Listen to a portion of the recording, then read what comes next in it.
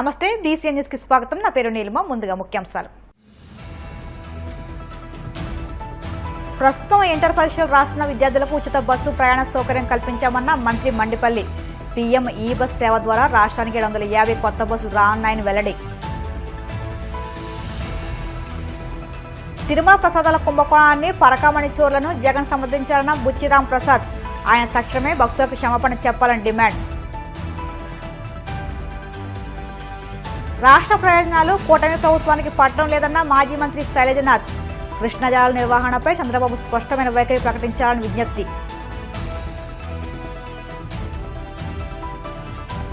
తిరుమల శ్రీవారిని దర్శించుకున్న మాజీ మంత్రి రోజా. ఆలయ వరదలతో స్వాగతం పలికిన అధికారులు. పీఎం ఈ బస్ సేవ ద్వారా రాష్ట్రానికి 750 కొత్త బస్సులు రానున్నాయని రవాణా మంత్రి మండిపల్లి రామప్రసాదరెడ్డి తెలిపారు. ప్రస్తుతం ఇంటర్ పరీక్షలు రాస్తున్న విద్యార్థులకు ఉచిత బస్సు ప్రయాణ సౌకర్యం కల్పించినట్లు తెలిపారు. కూటమి ప్రభుత్వం స్త్రీశక్తి పథకం కింద మహిళలకు ఉచిత బస్సు ప్రయాణం కల్పించడంతో ఆర్టీసీ బస్సుల్లో మహిళా ప్రయాణికుల సంఖ్య 65% పెరిగిందన్నారు. ఇప్పటి వరకు 47 కోట్ల మంది మహిళలు ఉచిత ప్రయాణాలు చేశారని తెలిపారు. మహిళలతో పాటు దివ్యాంగులకు కూడా ఉచిత ప్రయాణం కల్పించాలని తాజాగా రాష్ట్ర కేబినెట్ నిర్ణయం తీసుకుందని చెప్పారు. నిన్న జరిగిన కేబినెట్ సమావేశంలో గౌరవనీయులు పెద్దలు గౌరవ ముఖ్యమంత్రి గారు రాష్ట్ర వ్యాప్తంగా ఇప్పటికే స్త్రీశక్తి పథకాన్ని అమలు చేస్తున్నాం అధ్యక్ష.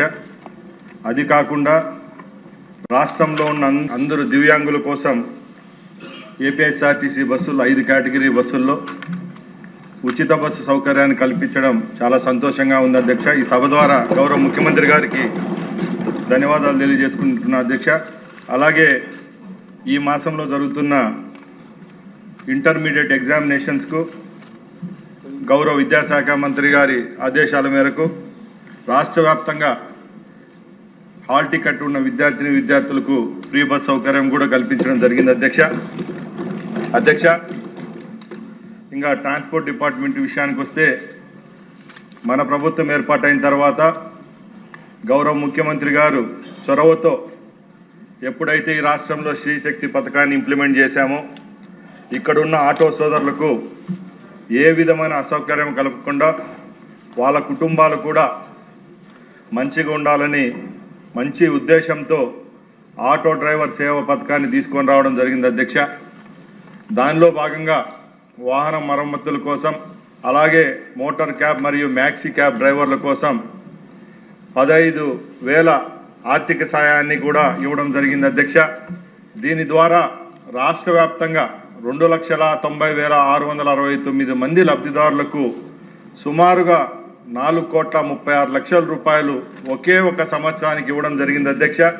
ప్రతి సంవత్సరం ఈ పథకాన్ని రాష్ట్ర ప్రభుత్వం ఇవ్వదలుచుకుంది అధ్యక్ష. ఆర్టీసీ విషయానికి వస్తే అధ్యక్ష, గత 5 సంవత్సరాల్లో ఏ ఒక్క రోజు కూడా ఆర్టీసీని పట్టించుకున్న పాపాన పోలేదు అధ్యక్ష. గత ప్రభుత్వం గౌరవ ముఖ్యమంత్రి చంద్రబాబు నాయుడు గారు బాధ్యతలు చేపట్టిన పిమ్మటే 24-25 సంవత్సరంలోనే సుమారుగా 1,450 డీజిల్ బస్సును రాష్ట్రంలో ఉన్న రోడ్లపైకి తీసుకొని రావడం జరిగింది అధ్యక్ష.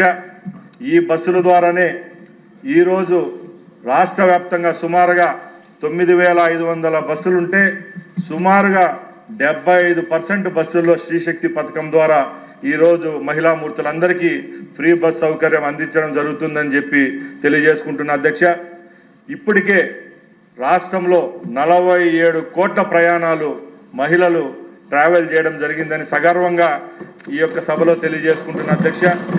నేటి వరకు ఈ రాష్ట్ర ప్రభుత్వం గౌరవ ముఖ్యమంత్రి గారి చొరవతో 1,660 కోట్ల రూపాయలను ఏపీఎస్ఆర్టీసీకి రీఇంబర్స్ చేయడం జరిగిందని సగర్వంగా మీ అందరి ముందర తెలియజేసుకుంటున్న అధ్యక్ష. అలాగే రేపు రాబోయే కాలంలో కూడా ఏపీఎస్ఆర్టీసీని గాడిలో పెట్టే విధంగా గౌరవ ముఖ్యమంత్రి గారు చొరవ చూపుతున్నారు.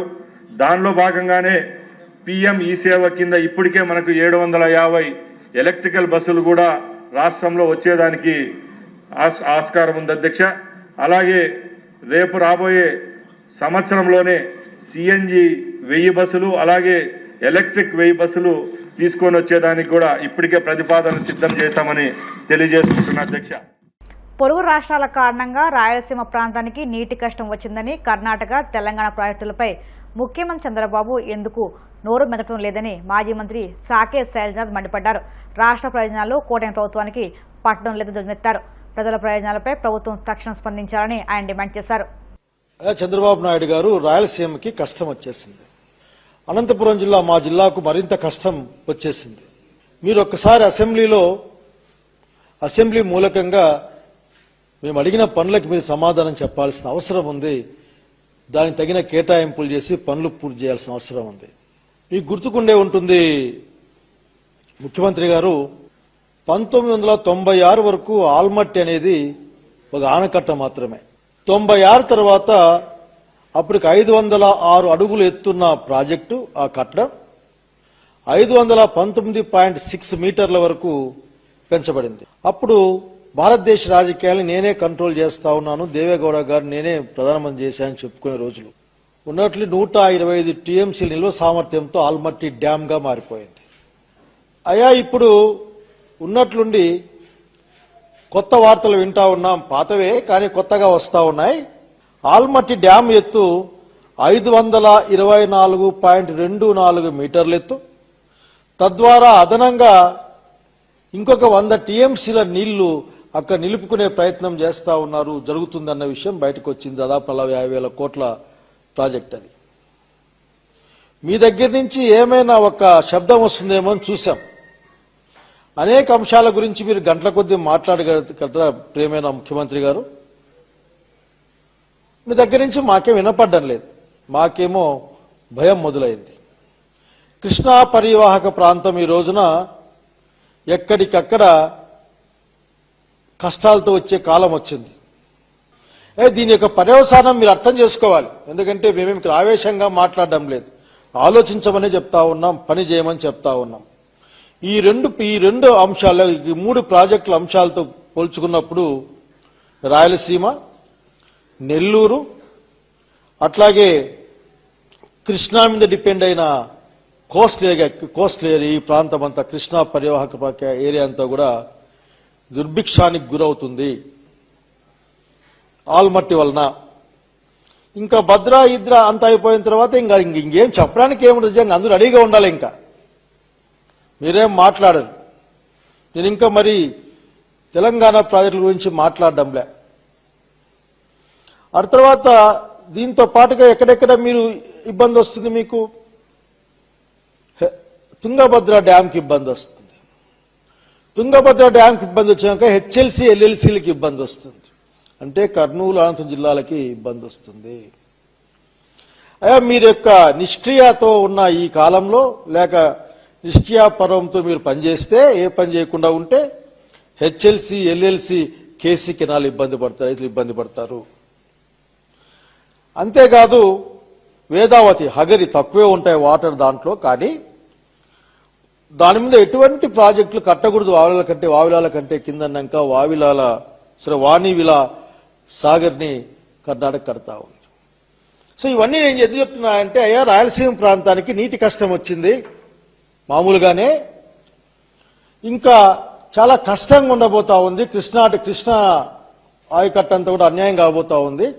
మిమ్మల్ని దయచేసి అసెంబ్లీ సమావేశాల్లో దాని గురించి ఆలోచించి. కడప జిల్లా వేంపల్లె మండలం నందిపల్లి గ్రామంలోని నందీశ్వర ఆలయంలో నిర్వహించిన విగ్రహ ప్రతిష్ఠ కార్యక్రమంలో వైసీపీ అధినేత జగన్ పాల్గొన్నారు. శివనామస్మరణతో మారుమోగుతున్న ఆలయ ప్రాంగణంలో జగన్ సాంప్రదాయ దుస్తులు ధరించి పూజా కార్యక్రమాల్లో పాల్గొన్నారు. వేద పండితుల మంత్రోచ్చరణల మధ్య జరిగిన హోమాలు, ప్రత్యేక అభిషేకాల్లో ఆయన భక్తులతో పాలు పంచుకున్నారు. అనంతరం అర్చకులు ఆయనకు తీర్థప్రసాదాలు అందజేసి వ్యాసవచనం గావించారు. ఈ సందర్భంగా జగన్ మాట్లాడుతూ, దేవాలయాలు మన భారతీయ సంస్కృతి సాంప్రదాయాలకు ప్రతీకలని అన్నారు. భక్తి మార్గం ద్వారానే సమాజంలో శాంతి, సౌభ్రాతృత్వం వెల్లువిస్తాయని, గ్రామీణ ప్రాంతాల్లో ఆలయాల పునర్నిర్మాణం జరగడం వల్ల ఆధ్యాత్మిక చైతన్యం మరింత విస్తరిస్తుందని పేర్కొన్నారు. నందిపల్లిలో ఈ మహోత్సవాన్ని ఒక పండుగలు నిర్వహించడం గ్రామ ప్రజల ఐక్యతకు నిదర్శనమని ఆయన ప్రశంసించారు.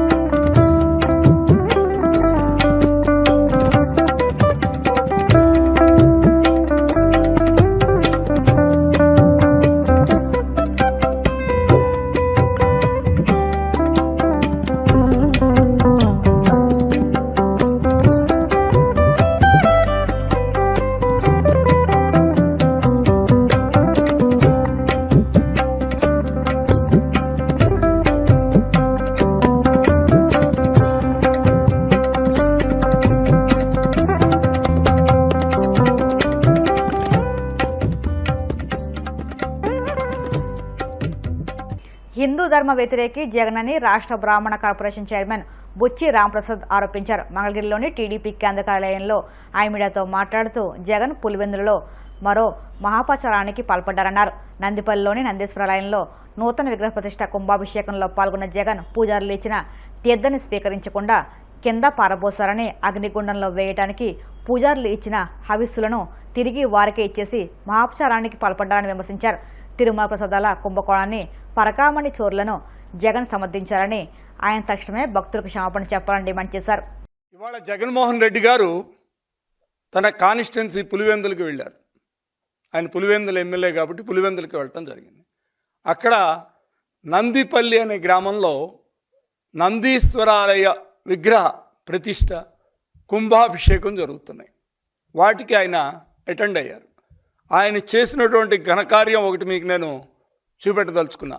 ఆయన చేసిన ఘనకార్యం ఏంటంటే హిందువులకు ఇంకొక మహా అపచారం చేశారు. ఎందుకంటే ఈయనకు ఒకటే అలవాటు, ప్రతిరోజు ఏదో ఒకటి చేయటమే.